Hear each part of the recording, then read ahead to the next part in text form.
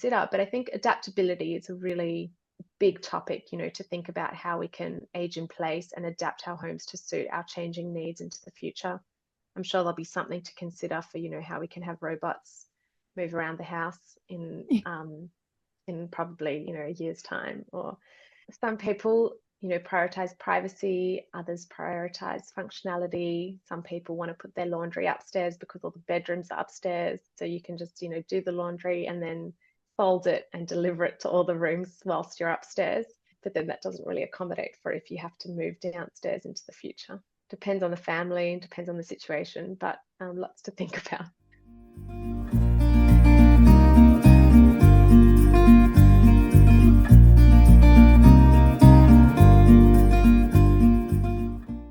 And that's what I really wanted to go on to next, because I know that you work with people doing performance solutions. And so I'd love if you could actually just talk us through performance solutions. How do you consult on these? What does it look like in the process for a client? How and when, and, when do you jump in and get involved? What's your role, and how does all of that work when you're providing performance solutions as a consultant? Yeah, sure. So performance solutions, I think Laura talks about this in her podcast.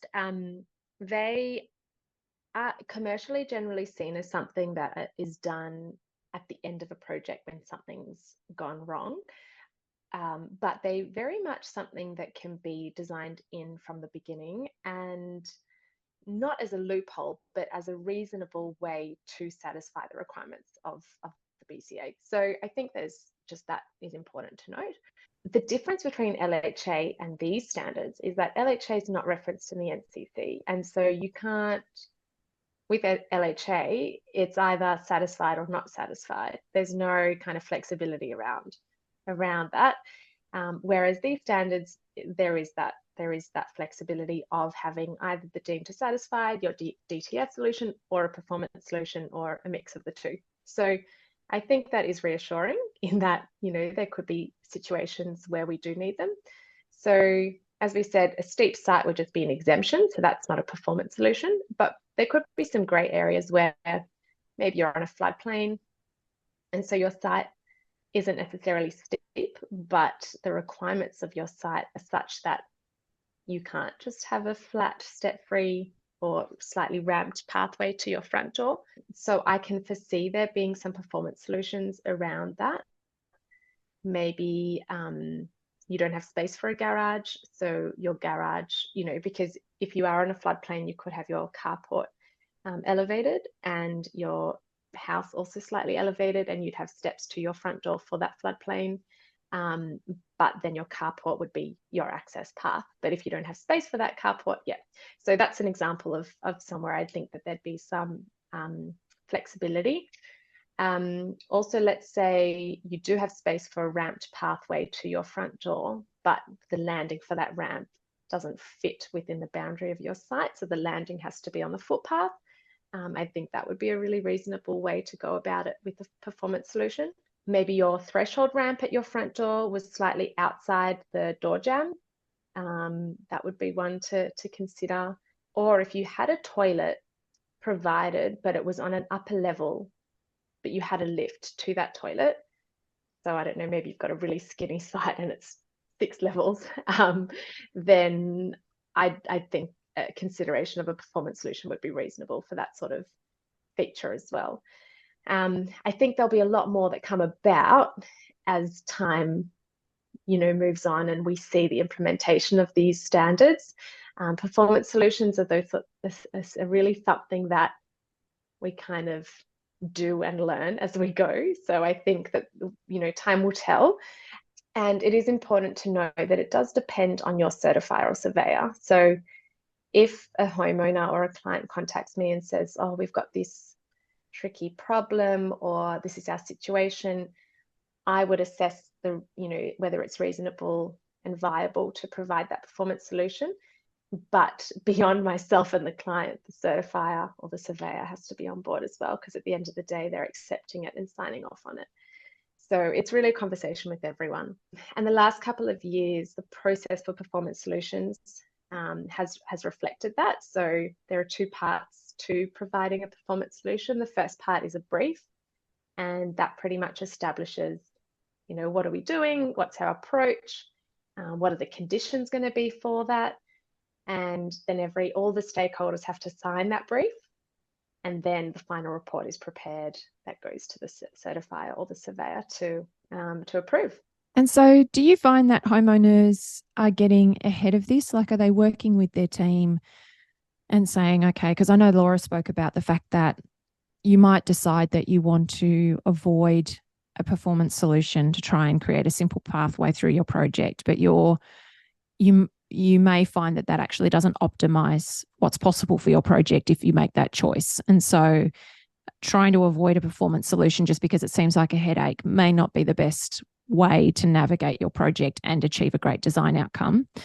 And so in terms of it not being that binary, not being that black and white for people, and thinking, okay, well, I'm going to embark on this project for this new home. And I know that we've got, say we've got a floodplain or we've got an overland flow path that goes through the back of our site, but I'm not sure if it'll impact us considerably, or we know that we want to do something a little bit different with our car accommodation, or, the myriad of other things that can trigger performance solutions.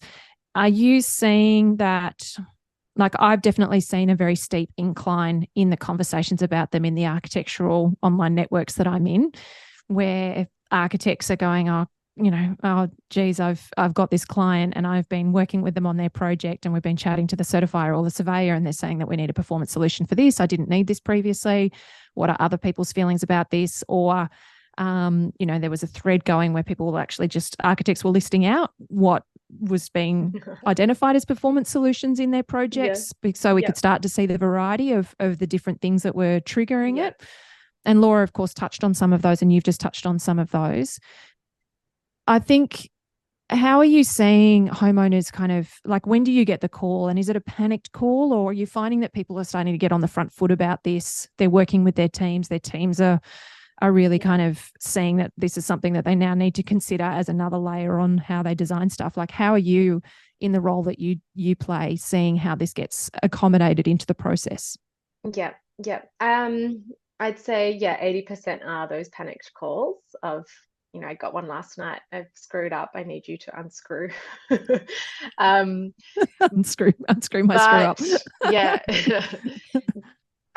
I'd say most are kind of retrospective. And look, I think that is because DTS is seen to be, this is the way to do it, and we should aim for that.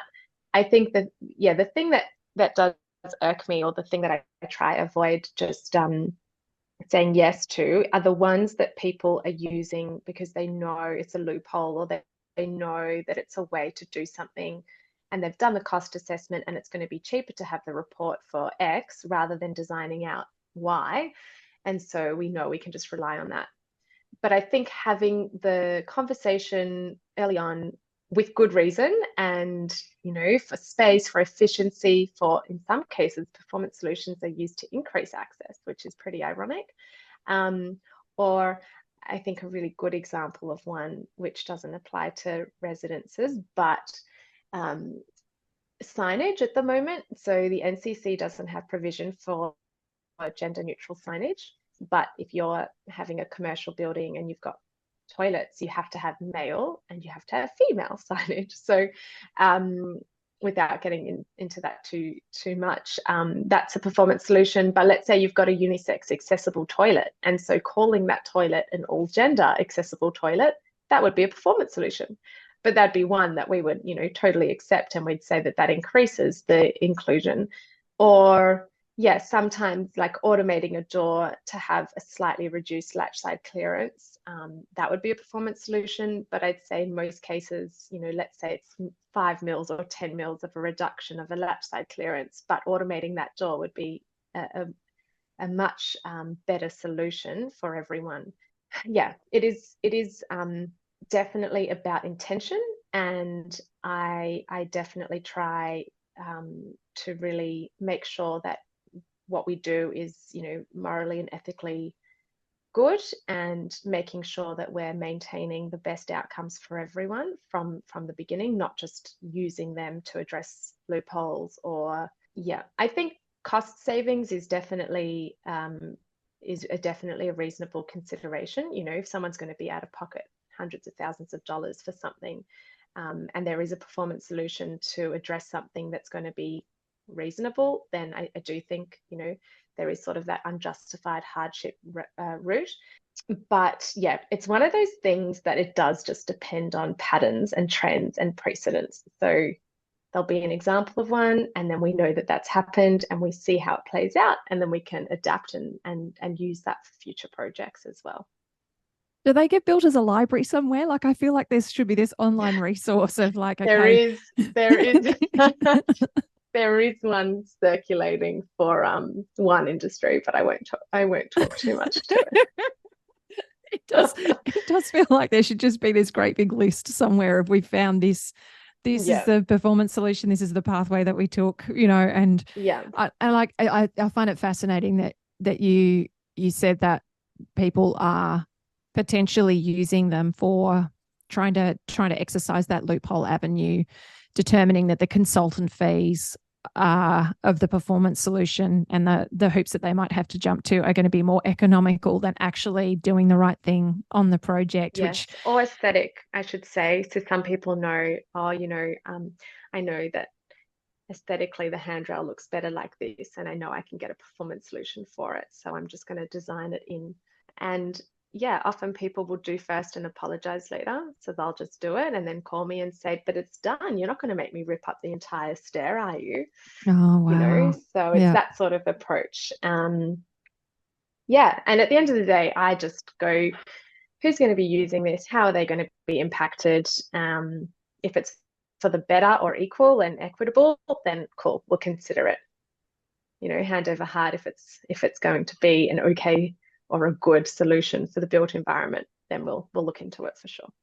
Yeah, that's really, really interesting. So thank you for taking us through that, because I think that it's really great for homeowners to see, like, these performance solutions have obviously been floating around in commercial and larger scale projects for some time. It's just that they're now filtering down, and I think largely being driven by a desire for greater risk management, we've obviously seen what happens when we don't have all of the checks and balances in place, and people come up with solutions that don't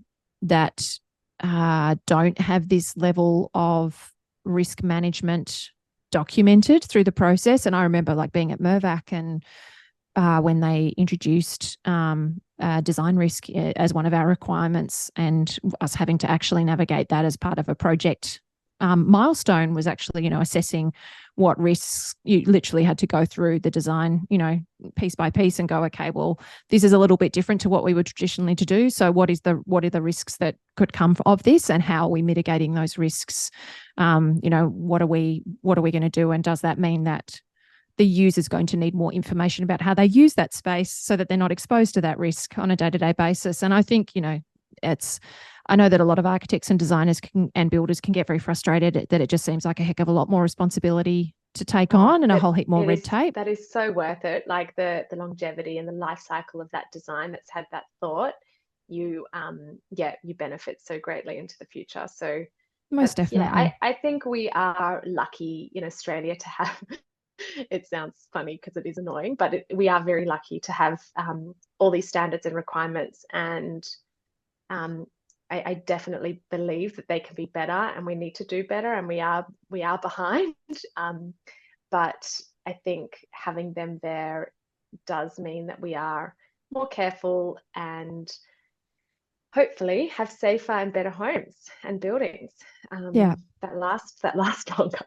Yeah, and the people who use the spaces that we design shouldn't need a user manual in order to use it safely. So it's that thing of ensuring that I think it's just it's owning the responsibility and how many areas it does impact when you do create spaces and places for people. So I think it's it's definitely very valid. So there's obviously the Livable Housing Design Standard, and then the ABCB has also published the voluntary standard, which is kind of going above the minimum standards you were talking about. But there's also the Livable Housing Design Handbook. So that is a longer document which goes into detail. And there's actually in one of the appendix, there's a little diagram of what I was talking about with that bathroom situation where the toilet's not in the corner. So there are other tools to help us kind of get through this transition. But yeah, I think within, 12 months to 18 months, we're not going to need to refer to these guides in detail. We're just going to know intuitively, or I'll be able to scan a design and say, change this, do that, the rest is great, So I think, yeah, leaning on consultants and specialists in the beginning will be really helpful to just make sure we're all going into this with as much knowledge and consideration as possible. And yeah, there's going to be little transition, but I think moving forward, it will become really natural and easy for us to do. Fantastic.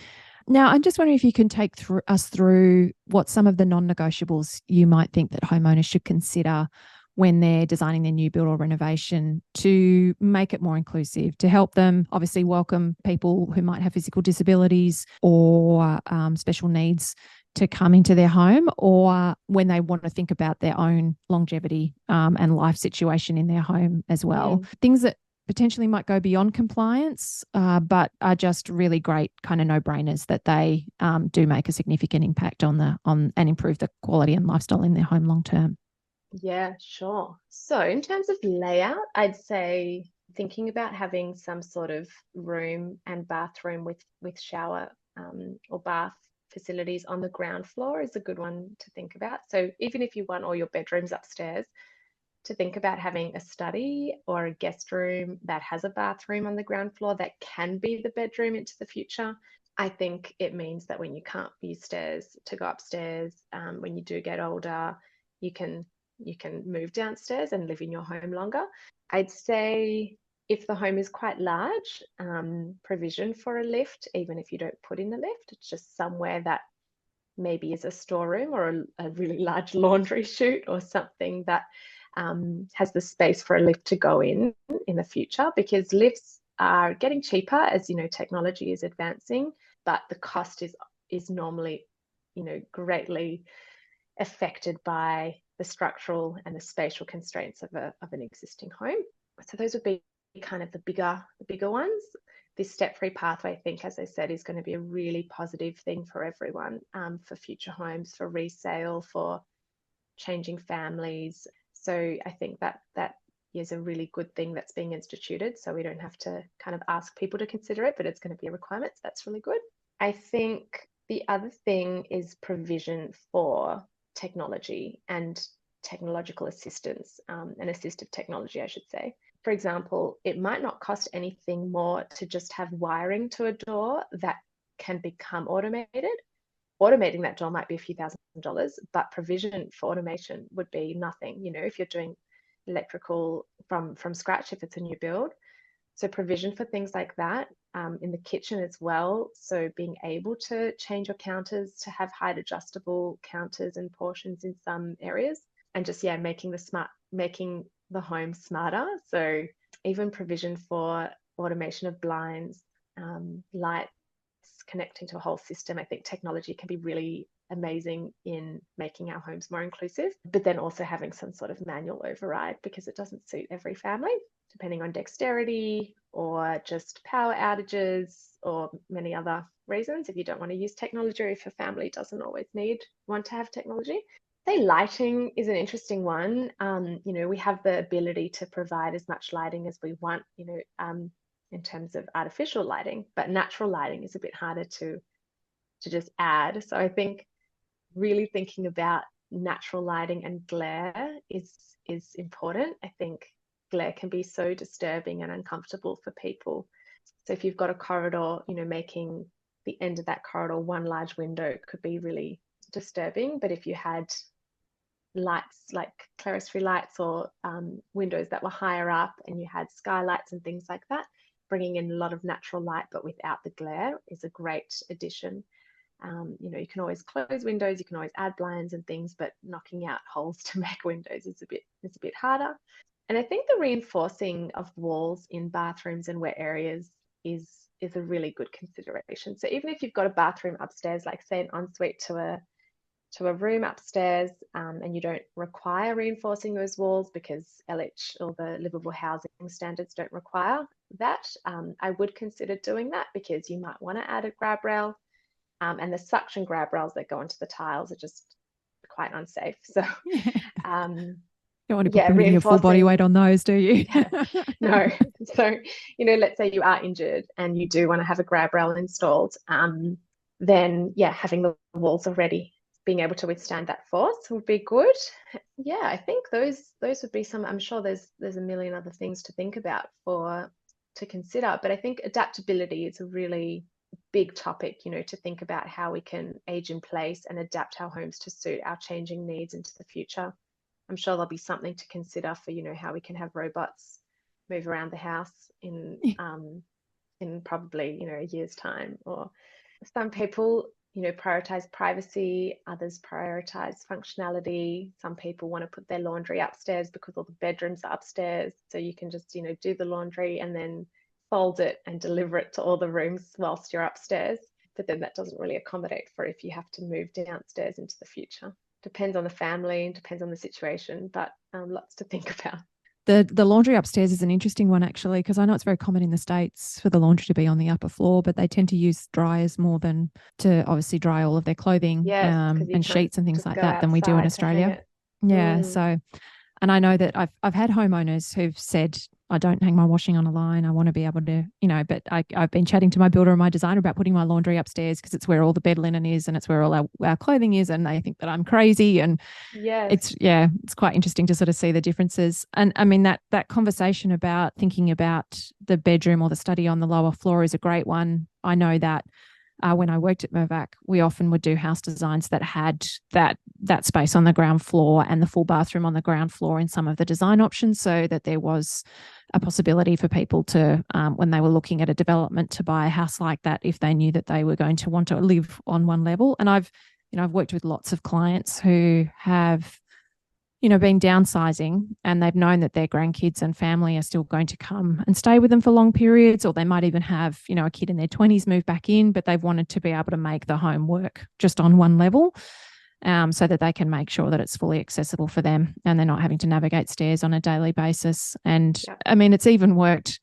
I've spoken to homeowners who just had a really challenging first trimester in their pregnancy, and they couldn't, they just needed to be right near a bathroom, and they just were so physically impacted by it that having a room to sleep on the lower floor and, it just everything, them not having to navigate stairs on a daily basis was really what worked for them. So it is that thing. I know that when I was on crutches for 7 months, it would have been really great to just not have to navigate Have stairs an every day. option for to not have to sleep on the couch. Yeah. Yeah, I was living in a terrace. I was living out of home in a terrace house in Surrey Hills that had a very narrow staircase that I was often navigating on my bum.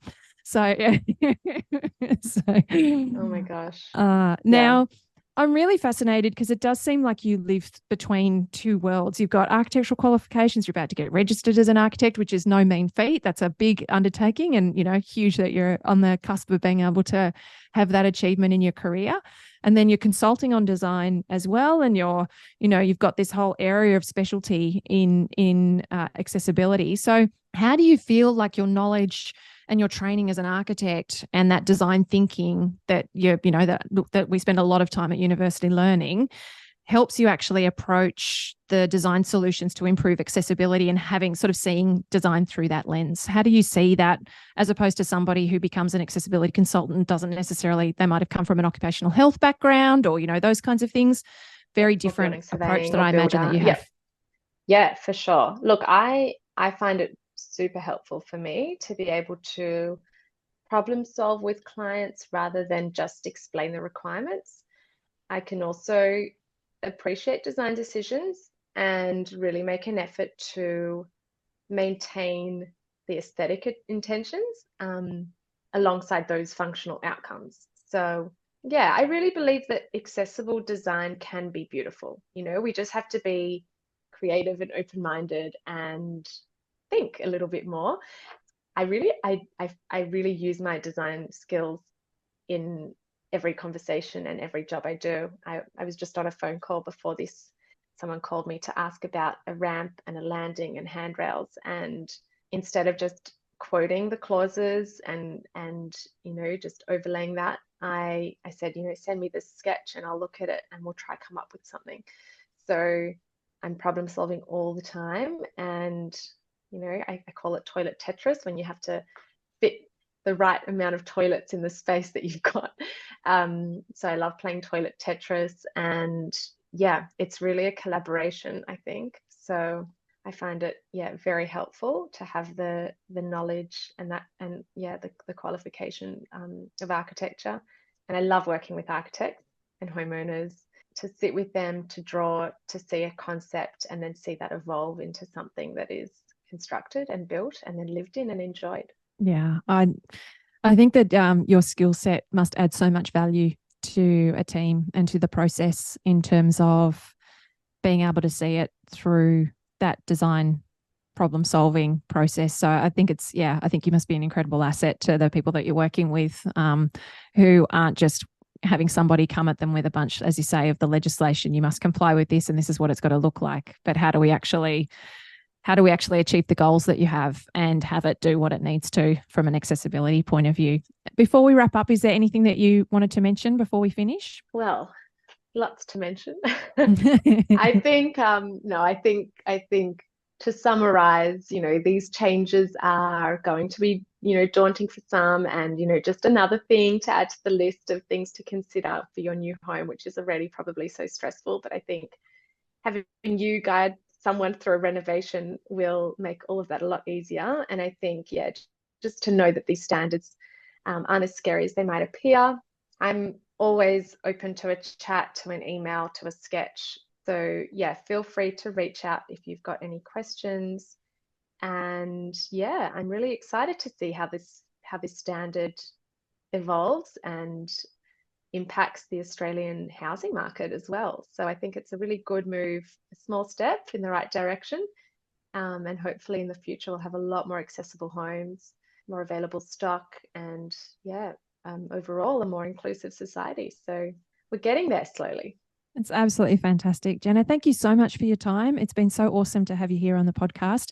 And I know that what you've shared is going to be super helpful for people in thinking about how they're going to adopt these requirements into their homes that they're creating, and to think what they might want to do beyond the code in order to set their home up for greater livability, to help them be able to make it more inclusive, make it more accessible, to deal with those situations that life might throw at them, or to be able to support family members, friends, and those kinds of things in their own needs. So I can't thank you enough for being here. It's been really, really great to have you. Thank you very much for having me.